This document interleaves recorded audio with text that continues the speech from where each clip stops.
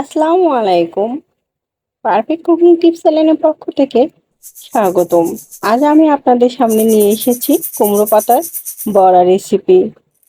আশা করি রেসিপিটা আপনাদের ভালো লাগবে। কুমড়ো পাতার বড়ার রেসিপিটা সত্যিই অনেক ভালো।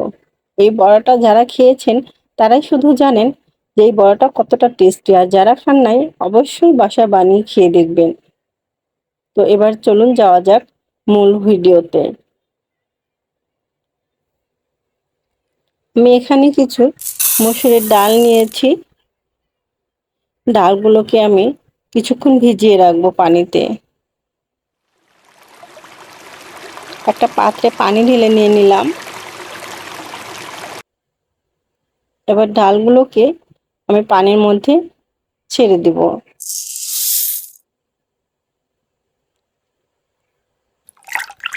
এভাবে আমি 20 মিনিটের মতো ভিজিয়ে রাখবো।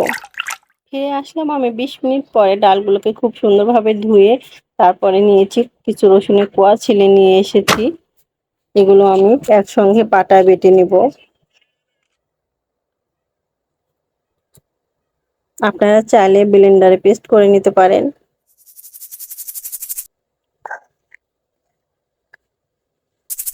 তবে আমি পাটাতে বেটে নিচ্ছি। একদম সম্পূর্ণ মিক্স করবেন না, কিছুটা আধা ভাঙা রাখবেন, ঠিক এরকম। আমার বাটা হয়ে গেছে, এবার আমি উঠিয়ে নিচ্ছি পাটা থেকে। এবং আমি 1 কাপের মতো চাউলের গুঁড়া দিয়ে দিলাম। দিয়ে দিচ্ছি জিরে গুঁড়া, হলুদের গুঁড়া, মরিচের গুঁড়া 1 চামচ, ধনিয়ার গুঁড়া 1 চামচ, বিট লবণ 1/2 চামচ, সাধারণ লবণ আমি দিয়েছি 1 চিমটি পরিমাণ, এবং পরিমাণ মতো পানি দিয়ে দিচ্ছি। 1 কাপের 4 ভাগের 3 ভাগ দিয়েছি। এবার এগুলো সুন্দরভাবে আমি মিক্সড করে নিব।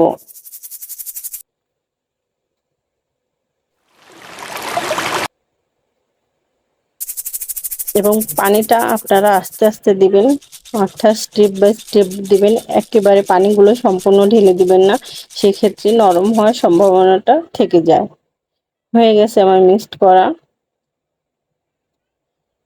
দেখেন এরকম শক্ত রাখবেন, একটু হালকা, একদম নরম করবেন না। এগুলো আমি এখন ঢেকে রাখবো। একটা প্লেট দিয়ে আমি ঢেকে রাখছি। এবার আমি পাতাগুলোকে নিয়ে নিচ্ছি, কুমড়ো পাতা। পাতাগুলোকে খুব সুন্দরভাবে পরিষ্কার করে নেব। অর্থাৎ পাতাগুলো খুব সুন্দরভাবে ছিলে নেব, এবং পাতার কোথাও কোনো থাকলে, স্পট থাকলে সেটা আমি সরিয়ে ফেলবো। এভাবে পাতার আঁশগুলো ছাড়িয়ে নিতে হবে, এবং পাতার মাথায় যে গুলো থাকে একটু চকা ধরনের, সেগুলো আমি ছাড়িয়ে নিচ্ছি। পাতায় কিছুটা ধার থাকে, সেক্ষেত্রে এই ধারগুলোকে হাতের মাধ্যমে ডলে একটু পাতাটা নরম করে নিতে হবে। তাছাড়া পাতাটা যদি শক্ত থাকে তাহলে ওই ডাউলটা যখন দিয়ে দিবেন তখন সেটা পড়ে যাওয়ার সম্ভাবনা থাকে। এভাবে হাত দিয়ে নেড়ে কিছুটা নরম করে নেবেন। অনেকে পাতাটা হালকা ভাপ দিয়ে নেয়, তো আমি পাতাগুলো হালকা ভাপ দিয়ে নিলাম না, আমি হাতে ডলে পাতাটা নরম করে নিয়ে নিলাম। আমি এভাবে সম্পূর্ণ পাতাগুলোকে পরিষ্কার করে নিচ্ছি, আঁশমুক্ত করে নিচ্ছি এবং নরম করে নিচ্ছি।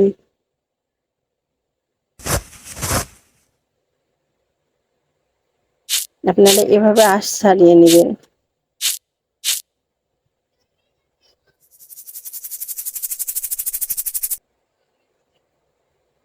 পাতাটা নরম হলে ভালো হবে।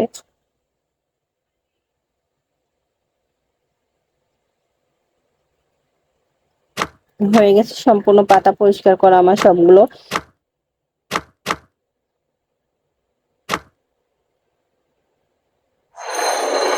এবং 20 মিনিট পরে আমি ফিরে আসলাম।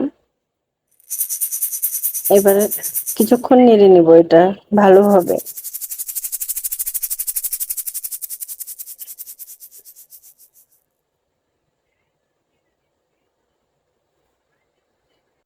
এবার আমি একটা পাতা নিয়ে নিব এবং তার উপর ডাউলের মিশ্রণগুলো খুব সুন্দরভাবে মিক্সড করে নিব, যেন পাতার সব প্রতিটা অংশে ডাউলটা খুব সুন্দরভাবে মিক্সড হয়ে যায় বা খুব সুন্দরভাবে ভাঁজ করে নিব।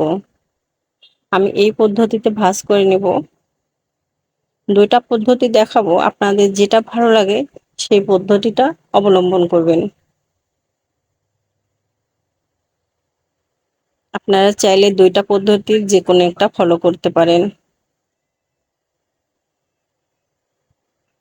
তো পাতাটা যখন উল্টাবেন ওই পাশেও মিশ্রণটা খুব ভালোভাবে দিয়ে নেবেন।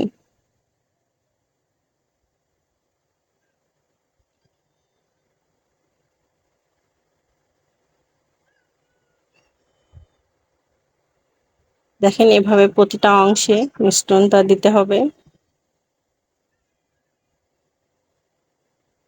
আপনারা যদি এই রেসিপিটা কখনো না তৈরি করে থাকেন তাহলে অবশ্যই তৈরি করবেন এবং দেখবেন যে কতটা টেস্টি একটা খাবার। আমার এক এক করে সম্পূর্ণ পাতায় ডাউলের মিশ্রণটা অ্যাড করা হয়ে গেছে। এবার আমি এগুলো কড়াইয়ে খুব সুন্দরভাবে ভেজে নেব। আমার ছোট্ট একটি রিকোয়েস্ট, প্লিজ আমার চ্যানেলে যারা নতুন তারা আমার চ্যানেলটিকে সাবস্ক্রাইব করে দিবেন। আমি কড়াইয়ের মধ্যে তেলটা সম্পূর্ণ বলক আসার পরে, গরম হওয়ার পরে আমি বড়াগুলো দিচ্ছি। যদি হালকা গরম থাকে তেলটা তাহলে যখন পাতাটা ছেড়ে দিবেন তাহলে পাতা থেকে ডাউলটা ছেড়ে যাবে। এ কারণে সম্পূর্ণ গরম হওয়ার পরে তেলের মধ্যে বড়াগুলো ছেড়ে দিবেন। আমি এভাবে সম্পূর্ণ বড়াগুলো উল্টিয়ে উল্টিয়ে ভেজে নেব। একটা কথা বলি, সেটা হচ্ছে পাতাটা সবুজ এবং যেহেতু ডাউলের মিশ্রণের মধ্যে হলুদ এবং মরিচের লাল গুঁড়ো আছে সেহেতু ভাজার পরে এটা একটু কালো দেখাবে। ভাববেন না এটা পুড়ে গেছে বা খেতে তিতা লাগবে, এটা কখনোই তিতা লাগবে না। এভাবে আমি প্রতিটা বড়া এক এক করে ভেজে নেব এবং ভিডিওটি এতক্ষণ ধৈর্য সহকারে দেখার জন্য আপনাদের অসংখ্য অসংখ্য ধন্যবাদ। দেখেন এবার আমি আরেকবার উল্টিয়ে দিয়েছি অফ ক্যামেরায়, এবার নামিয়ে নিচ্ছি এবং যেগুলো বাকি ছিল সেগুলো আমি ভেজে নিয়ে নেব। এভাবে প্রতিটা বড়া ভেজে নিতে হবে। আপনি চেষ্টা করবেন কম করে ভেজে নিতে, অর্থাৎ কড়াইয়ের মধ্যে খুব কম সংখ্যক বড়া দিতে। আমি একটা প্লেটের মধ্যে সম্পূর্ণ বড়াগুলো সাজিয়ে দিলাম। ভালো থাকবেন সবাই। Bye bye, tata.